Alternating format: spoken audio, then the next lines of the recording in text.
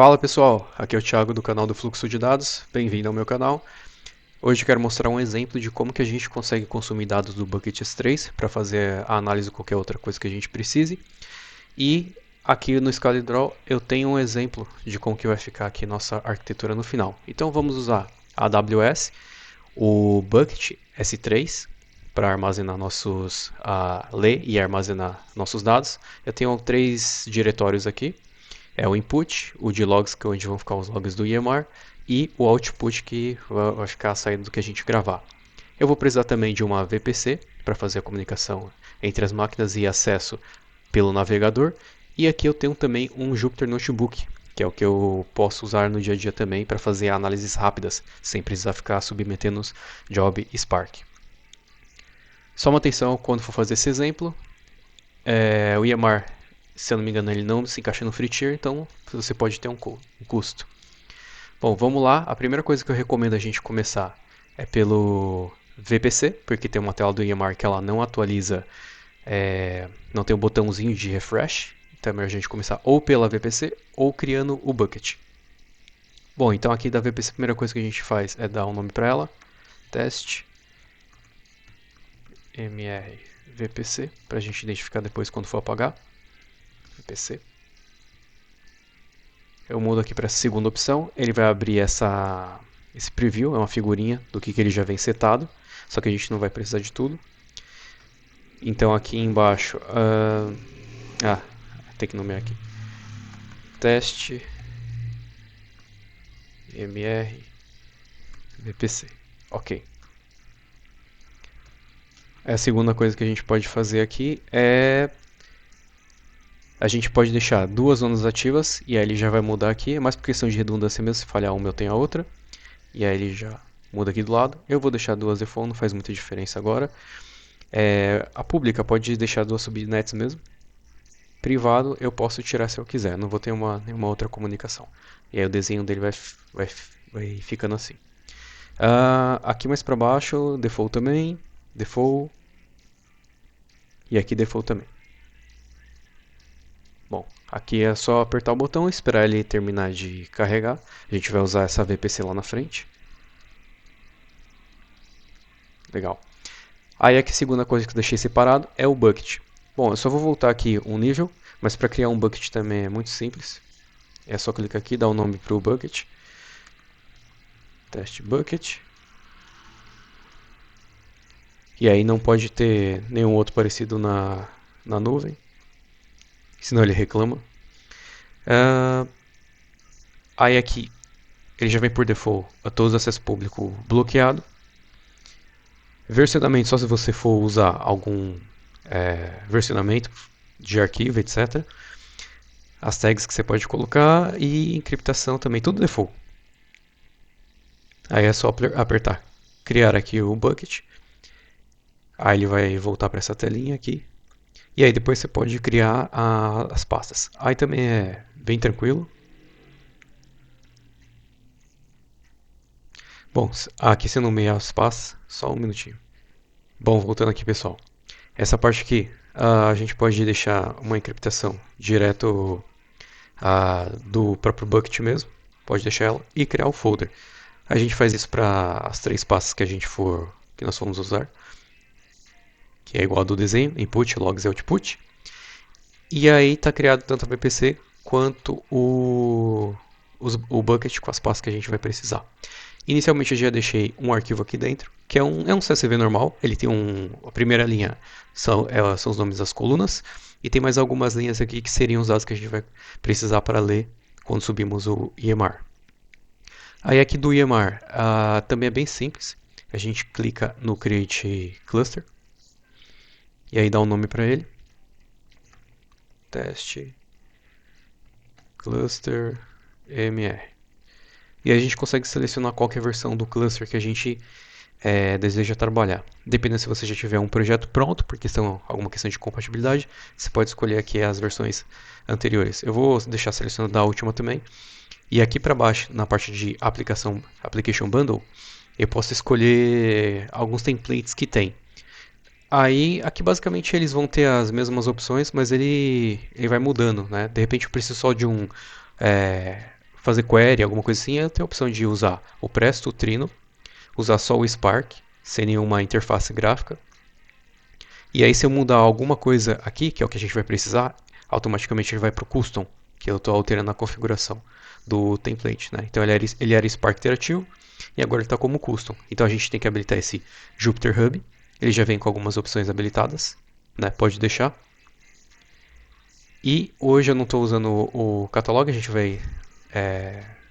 não estou usando o Metstore, eu vou ler arquivos direto do S3. E aí aqui é só deixar padrão também. Aqui, essa é a parte da configuração da máquina, então notem que ela tem um modelo.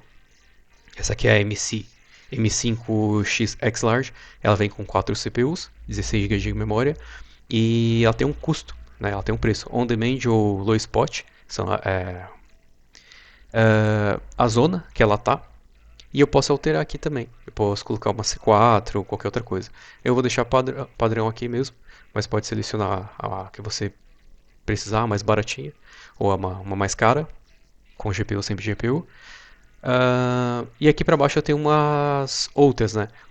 O Spark, assim como algumas outras tecnologias paralelas, elas funcionam com uma máquina principal e outras máquinas de processamento, né? Dá para eu fazer processamento na máquina principal, mas dependendo do caso não é muito bom que eu possa derrubar a máquina principal e acabar com o meu job, né?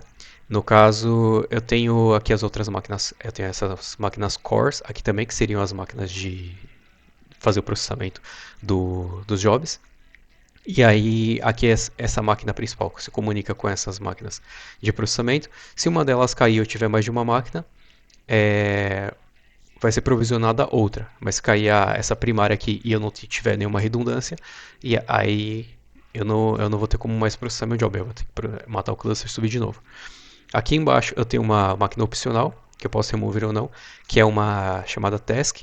Basicamente, são todas as máquinas iguais, elas são diferentes no uso dela. Essa aqui tem disco para a gente fazer um cache, alguns arquivos que eu tenho que manter aqui dentro. Então eu preciso de mais disco. Essa máquina aqui é mais processamento de memória mesmo. No nosso caso eu não vou usar ela, então eu posso remover ela daqui. Indo aqui para baixo, eu também posso aumentar os discos EBS, que seriam os discos dentro da própria máquina mesmo, né? Tanto dessa primária quanto essa core. E posso fazer mais algumas configurações aqui. Mas só para o nosso exemplo, aqui tá bom o default. Eu posso mexer também com escalonamento. Aqui ele menciona a core, que é a máquina de trabalho mesmo, né, dos workers, de processamento. E eu posso escolher escalar para mais uma máquina, ou 10, 100 máquinas. Obviamente cada máquina vai custar mais caro, né? É multiplicado pelo custo que está aqui em cima. Tá? Lembrando que também o custo é em dólares, né? Então é isso aqui multiplicado pela cotação atual. Eu posso também usar essas máquinas spot, são mais baratinhas. Então depende muito do caso se eu for usar essas máquinas spot ou não. Elas são bem mais baratas. Configuração de network.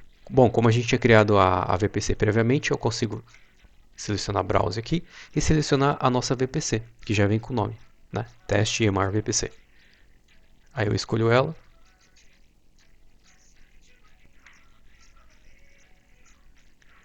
Eu tenho mais algumas configurações de quanto tempo que o meu cluster ele vai ficar sem uso e aí automaticamente ele cai. Aqui está setado por padrão 1 hora, aí vocês podem colocar quantas você quiser.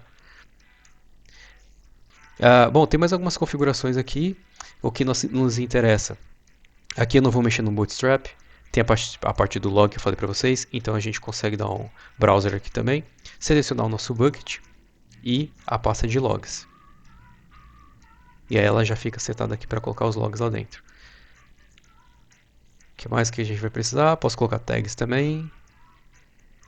Essa parte aqui também é bem importante. Se eu for fazer alguma configuração, precisar entrar na máquina, fazer debug, configuração, eu vou precisar de uma chave para poder fazer SSH, que aí tem que estar habilitado também.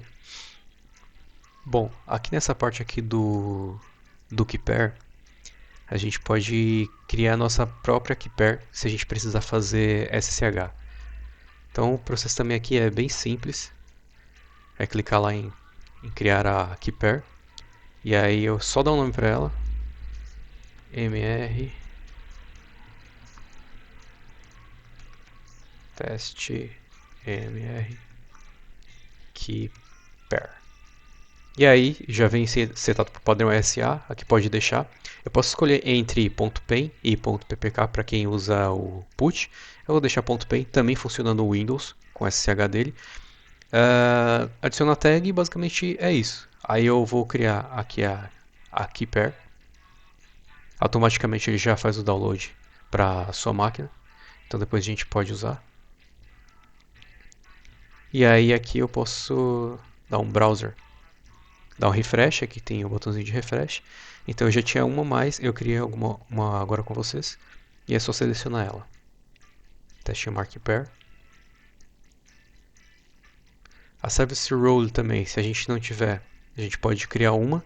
Seleciona, na verdade, se a gente já criou a VPC antes, ele já vem setado aqui embaixo, então não precisa mudar. Senão a gente tem que criar uma lá, né? E é essa parte aqui que não tem um botão de refresh, não sei porquê.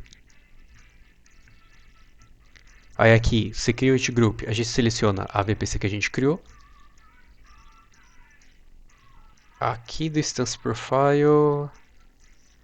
é aqui que a gente seleciona quais buckets a gente vai ter acesso. Então, ou a gente pode escolher um bucket e passar um prefixo onde que a nossa máquina vai ter acesso. Como teste, eu vou deixar acesso em todos, eu só tenho um. Então, ele já vai setar algumas políticas para a gente lá de escrita, leitura, etc. E aí, basicamente, deixa eu ver aqui, custom automático.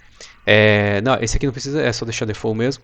E aqui do lado, eles mudaram um pouco a interface, mas aqui é um resumo da minha configuração.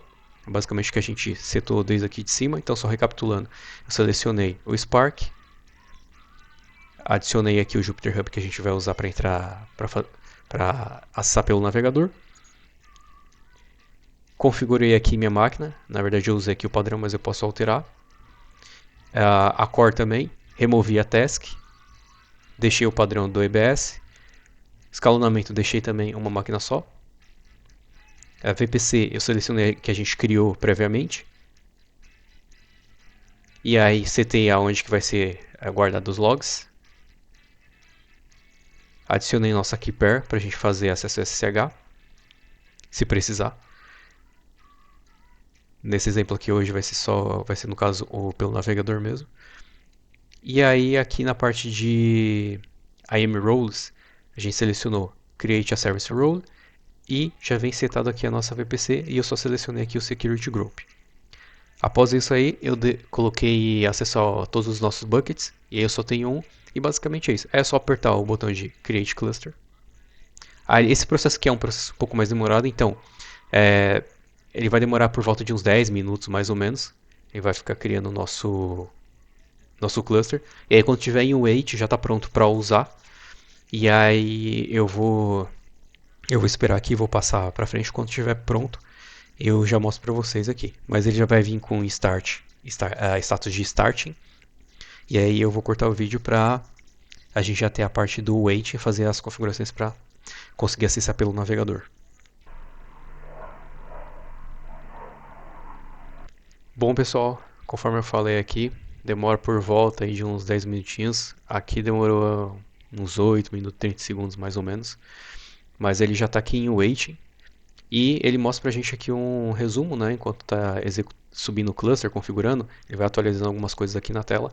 Então a gente já tem aqui dentro do resumo, a ID do cluster, grupo de instância, etc., a capacidade, né? Então aquela máquina principal que a gente colocou, a core, nenhuma task, que a gente pagou, versão do EMR, as aplicações atualizadas são só essas aqui. E aí uns links para eu ver o job que está rodando no Spark, por exemplo, eu vou iniciar aqui, mas a gente já vai ver essa telinha, os logs do próprio Spark também, quando eu executo, né, são telas diferentes, né? O Yarn é o nosso gerenciador de recursos, já falei isso aí num outro vídeo, tá? Mas é ele que fica alocando as máquinas, desalocando, com mais ou menos CPU e memória, etc. Né? Pode ser que o seu navegador também bloqueie. Então, bloqueio a janela que ele tenta abrir, tá? Mas aí é bem tranquilo, é da própria AWS, então vocês podem abrir e na tela do Spark vocês vão cair aqui nessa tela. Agora não tem nenhum job porque o cluster acabou de subir, né? A versão 3.5 do Spark, customizado pela Amazon. E essa aqui é a nossa tela do Yarn. Aí deixa eu só voltar aqui para a tela. Fecha só aqui. Legal. Aí aqui eu tinha habilitado o Jupyter Hub. Como é que eu vou acessar esse cara? Bom, primeiramente eu pego o IP público que deixei configurado aqui. Ele já sobe, né? Por padrão SDNS. Abro uma nova guia e coloco por padrão a porta do Jupyter Hub é a 9443. Vou deixar rodando aqui, mas a gente também consegue ver aqui embaixo. Deixa eu ver. Aqui, Applications. Applications a gente consegue ver as aplicações e qual que é a porta. Então, o Jupyter Hub é esse cara aqui. Tá? E aí é só a gente acessar. Aqui ele vai ficar carregando, mas ele não vai entrar na aplicação por dois motivos. Bom, primeiro que aqui é HTTPS. Né? Outro motivo é que a gente não liberou acesso para a gente acessar de fora da nuvem. Para a gente corrigir isso, a gente vai lá dentro da nossa VPC, aqui, ou vai direto lá no Security Group. Então a gente pode clicar ou aqui em VPC, ou digitar a VPC aqui em cima, ou se você pinou ela, colocou nos seus favoritos, vai aparecer aqui. E aí é só ir no Security Groups. É entrar no master, que não é da VPC default, tá?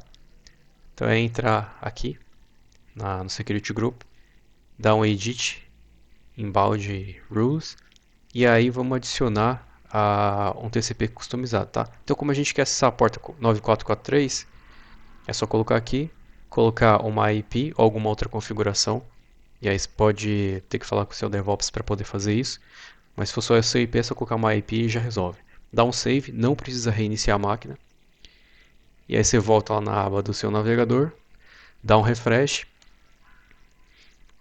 E aí ele vai cair nessa tela, tá? Isso é por causa de certificado aqui que ele vem por default inválido. E aí dá para resolver isso aí de alguma outra forma, mas aí tem que investigar. Isso aí é a própria configuração da AWS. Mas a gente pode clicar aqui no avançar e clicar. Dependendo do navegador que você estiver usando, você vai ter que digitar no nada, clica no canto da tela aí e digita This is unsafe. Isso aí tem acho que na própria doc ali do navegador ali. Se eu não me engano, acontece no Firefox ou é no Mac, no Safari, alguma coisa assim. Mas aí você clica naquele link lá que apareceu, aí o usuário padrão daqui é o Jovian, né? Dessa forma aqui, com Y, Jovian, e a senha é Jupyter, né? Dessa forma aqui, Jupyter, ou Jupyter, como você quiser chamar. Dá um sign in, e aí você vai entrar dentro do notebook. Reparem que aqui, por enquanto, não tem nenhuma aplicação rodando. E aí isso aqui é um próprio gerenciador do Spark. E dentro do notebook a gente vai ter a opção de quê? De subir alguns arquivos que a gente queira, criar algumas pastinhas, né? Deixa eu ver aqui. Upload. E aqui, criar arquivo de texto, pasta, abrir um terminalzinho dentro dele que dá para editar. Esse programa aqui, o Jupyter Hub, está rodando dentro de uma máquina Docker dentro do EMR. Então algumas coisas dentro do disco não vai dar para acessar. Eu posso selecionar aqui o PySpark, o Python 3 ou o Spark que é com Scala. Eu vou selecionar aqui o PySpark só para a gente testar a leitura do nosso arquivo lá no S3. Aqui eu tenho algumas abas que é o Running, né? Não tenho nenhum notebook rodando por enquanto. Quando ele iniciar, ele vai começar a rodar. Como eu selecionar aqui o kernel do Spark, se eu digitar qualquer coisa aqui, por exemplo, um print, ele já começa a iniciação do Spark, né? Então, aqui é o output dele. Ele vai demorar um tempinho, isso aí acontece com toda a aplicação Spark, ele tem que iniciar para fazer a comunicação com o gerenciador de recursos, alocar as máquinas e devolver aqui a instância, né? O interativo, né? No terminal, ele abre o terminal, abre lá um prompt e a gente começa a digitar os comandos. Aqui é basicamente a mesma coisa, só que é com uma interface gráfica do navegador. Então ele demora mais por causa disso. Diferente de um programa Python que a gente só executa qualquer coisa, escreve algum código e ele executa rapidinho, né? Mas é só no primeiro momento. Então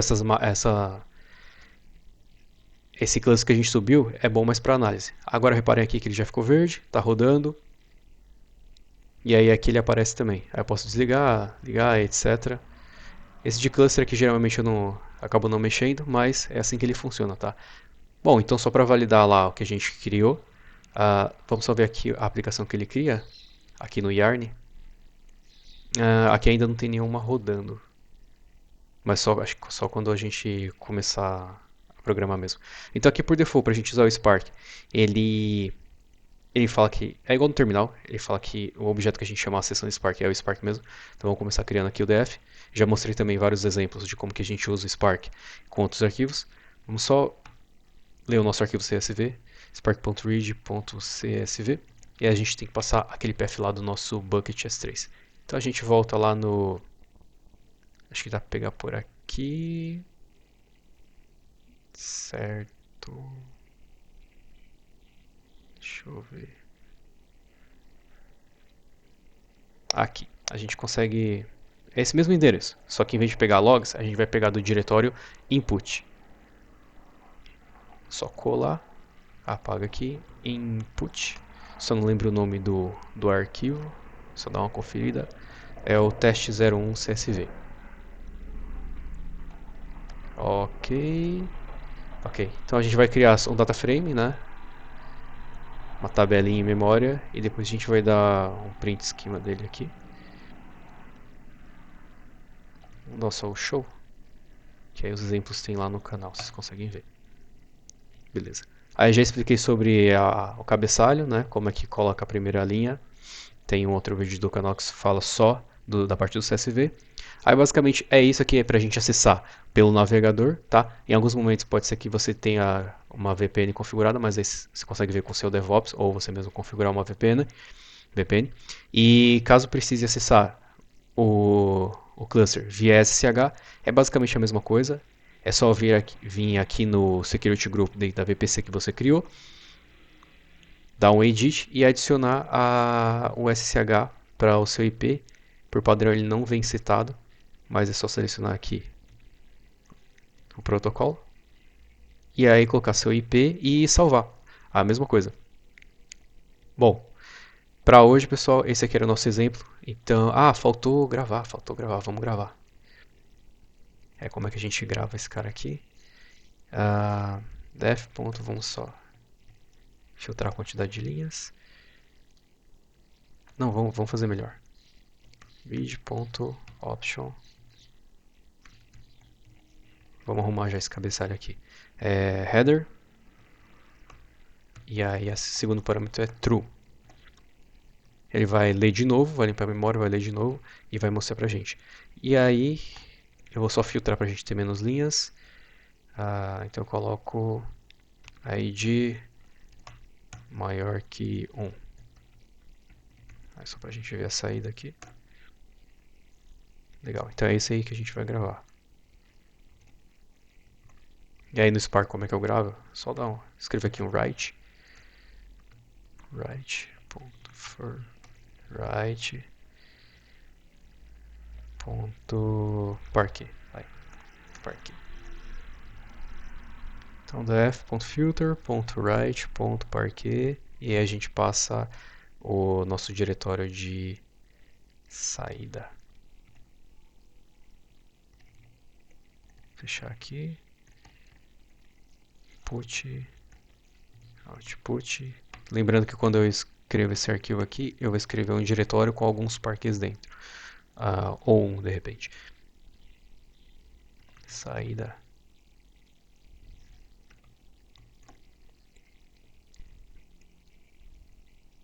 Bom, ok. Aí só para validar, a gente lê daqui. Vamos só aproveitar esse comando para não criar outro data frame. Aí aqui embaixo eu não preciso disso. Read parquet.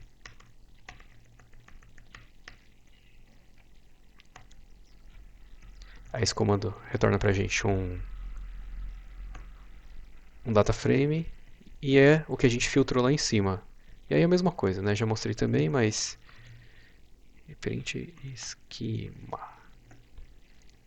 Ele mostra pra gente também. E aí para parar a nossa aplicação, famoso stop.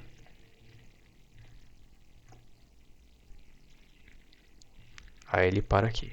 Aí antes disso, deixa eu só atualizar a tela enquanto ele não para.